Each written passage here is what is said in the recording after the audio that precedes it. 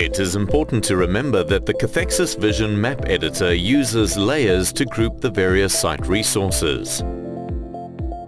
In this tutorial, an aerial image of the site as well as a floor plan will be combined to represent the base image of the site.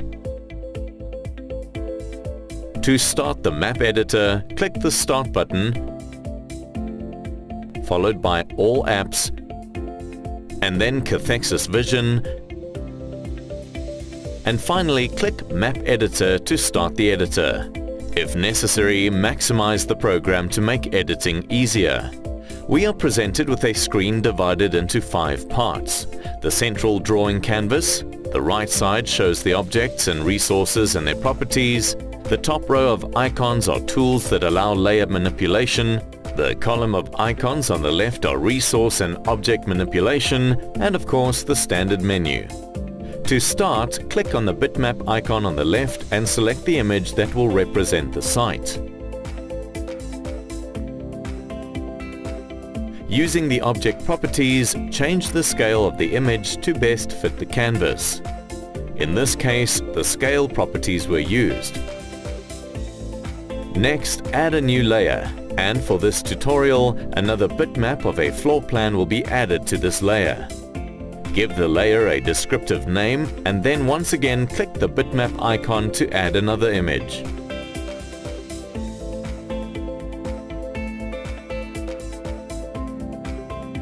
Open the image and adjust the proportions to fit the aerial image. In this case, the width and height properties were adjusted.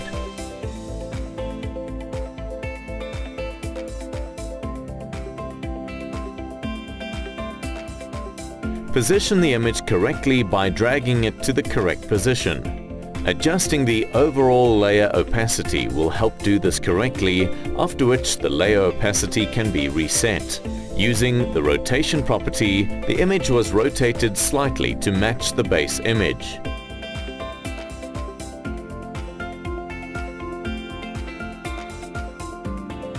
At this point, the object opacity was reduced to allow for a more visually pleasing representation of the site.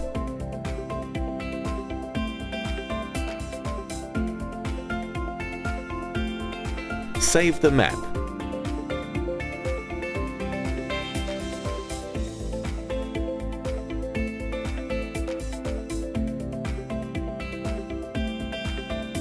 And now connect to the site by clicking the View menu option and then View Map Properties.